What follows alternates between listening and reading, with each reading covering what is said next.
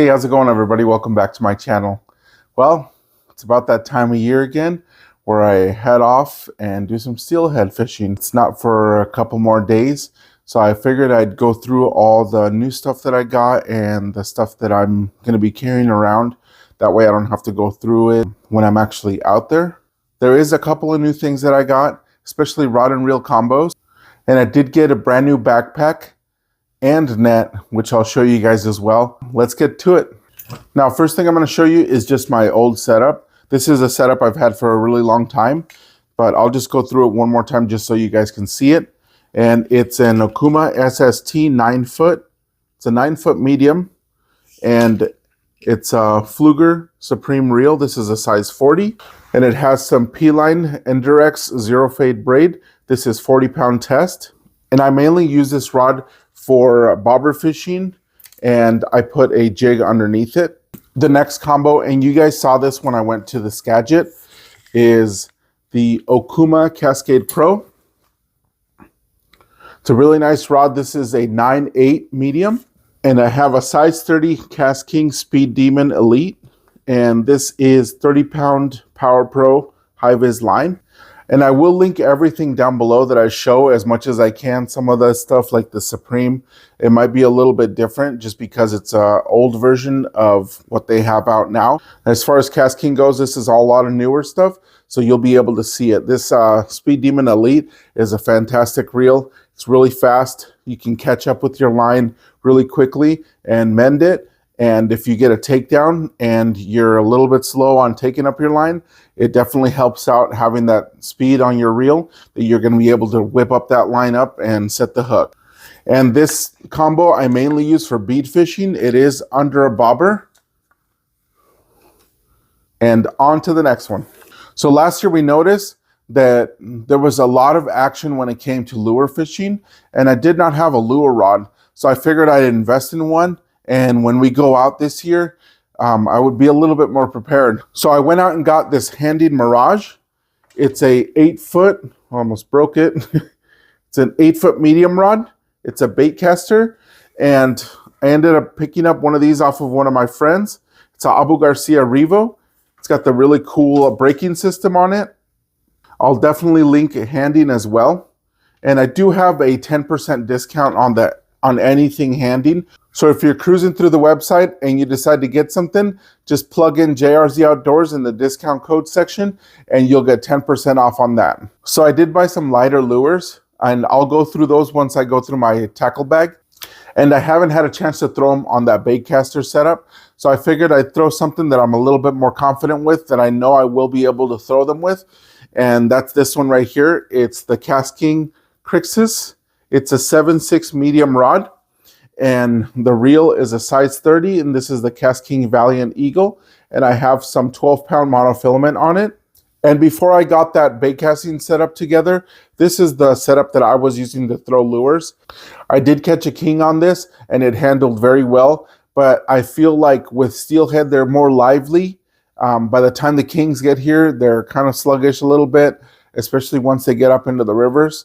So I knew that with a steelhead, especially a nice big steelhead, a 7/6 rod might be pushing it a little bit. So I figured I'd go something a little bit heavier. It is still a medium, but it's an 8-foot rod, so it gives me that little bit extra. Those 6 inches might help out a lot, but I'm going to take this just in case I need to throw one of the lighter lures, and I'm not liking how that other combo is working on it. I'm going to be using this one. All right, and the very last thing before we get to that backpack is the Kastking Brutus net. This thing is great. It extends out, which is pretty convenient if you're trekking through a bunch of the brush and stuff that we have to go through. You can easily fold this down. The cool thing about it is it'll even fold down this way. And if you really want to get compact, this is probably the way to go. But I really like this net. I'm curious if this is going to be big enough as far as the depth of the net goes. I do have a bigger one, a little bit bigger one, and I think on the day of the trip, I'll decide which one I'm going to end up taking. I'll show you guys the bigger one. So this one is a lot deeper, and I might end up taking this one now looking at it, because if you get into a pretty nice fish, you're going to want that extra depth in there to keep that fish in there. but this one also extends this way, which is a little bit longer, and you get another extension here, just like that, which is pretty cool if you want to extend way out there. I mainly got this one for salmon or fishing in the ocean. We go fishing for coho, and sometimes you're on top of a rock and you have to extend the net way out there, and this is great for that. But we'll see when the time comes. Actually, you know what I'm going to do? I'm just going to take both of them, and I'll just, whichever one I don't take, I'll just leave it in the truck, and then that way I'm not regretting anything, right? It's better to have it and not need it, and need it and not have it. And on to the very last thing, not including the lures I'm going to show you as well, but it's my backpack. So this backpack is the Kastking carry-all backpack, and it's a big upgrade from the one that I was carrying before. The one I had before was just a side carry, and especially on those long treks through the woods, I felt like I was leaving a lot of stuff in the truck, so I needed to get something bigger, and this was it right here. I'll just go through exactly what I have inside just really quickly. So right in the front pocket, I have a pen right here. I do have another one inside. Pen is a must-have. You have a catch record card here in Washington, so you have to record every single fish that you catch and keep. And then I also have a knife right here, just in case I need to cut some line real quick. I have some Kastking pliers right here that also are good for cutting line, especially braid. Pretty good spot for them right there. And then up here, I have my beads. These are already set up beads. And then my P-Line Tactical Fluorocarbon. And then in here, I carry all my little tools and stuff. So I have my flashlight, just in case we get out there and it's dark, or we stay out there and it's dark.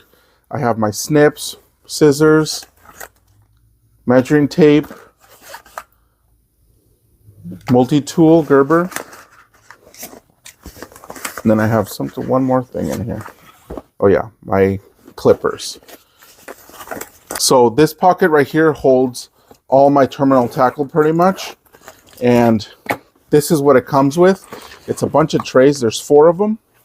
And I just got them filled up with like my jigs and my spoons. This is pretty much all my spoons. And then I handmade some spinners. And then I have my terminal tackle down here and some of my beads.